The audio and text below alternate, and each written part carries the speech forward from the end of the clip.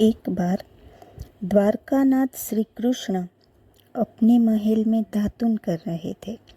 रुक्मणी जी स्वयं अपने हाथों में जल लिए उनकी सेवा में खड़ी थी। अचानक द्वारकानाथ हंसने लगे।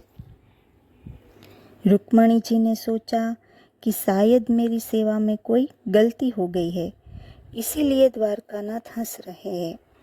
रुक्मणी जी ने भगवान श्री कृष्ण से पूछा, प्रभु, आप दातुन करते हुए अचानक इस तरह हंस क्यों पड़े?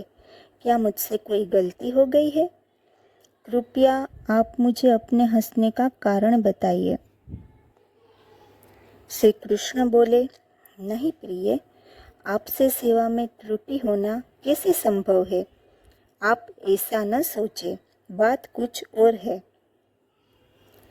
तब रुक्मणी जी ने कहा, आप अपने हंसने का रहस्य मुझे बता दे तो मेरे मन को शांति मिल जाएगी, अन्यथा मेरे मन में बेचैनी बनी रहेगी। तब श्री कृष्ण ने मुस्कुराते हुए कहा कि रुक्मणी जी, आपसे देखो, वह सामने एक चींटा चींटी के पीछे कितनी तेजी से दौड़ा चला जा रहा है। वह अपनी पूरी ताकत लगाकर चींटी का पीछा कर उसे पा लेना चाहता है। उसे देखकर मुझे अपनी माया शक्ति की प्रबलता का विचार करके हंसी आ रही है। रुक्मणी जी ने आश्चर्यचकित होते हुए कहा, वह कैसे प्रभु? इस चींटी के पीछे चींटे के दौड़ने पर आपको अपनी माया शक्ति की प्रबलता कैसे दिख गई? तब भगवान श्री कृष्ण ने कहा, मैं इस चींटे को 14 बार इंद्र बना चुका हूँ। 14 बार देवराज के पद का भोग करने पर भी इसकी भोग लिप्सा समाप्त नहीं हुई है। यह देखकर मुझे हंसी आ गई। इंद्र की पदवी भी भोग योनि है।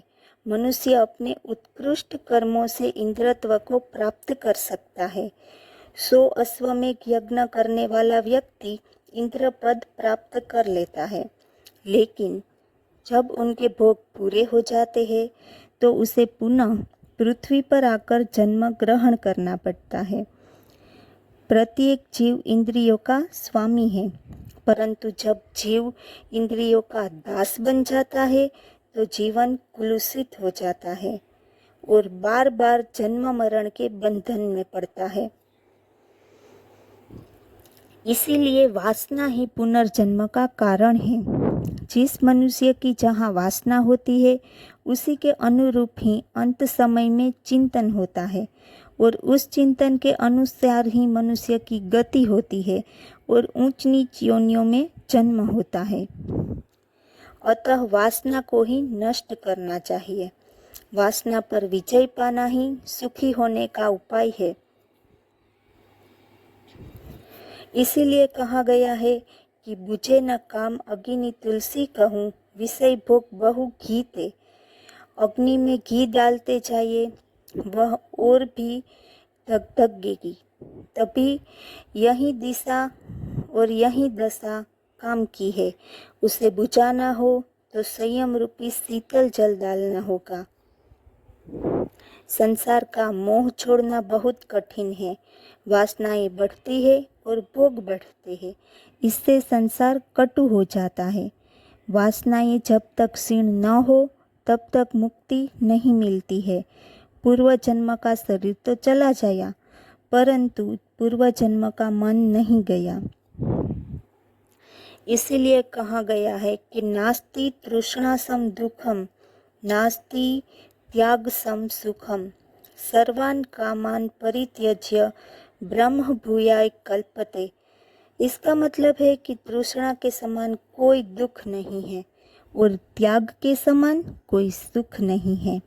समस्त कामनाओं, मान, बढ़ाई, स्वाद, शौकीनी, सुख, भोग, आलस्य आदि का परित्याग करके केवल भगवान की शरण लेने से ही मनुष्य ब्रह्म भाव को प्राप्त हो जाता है।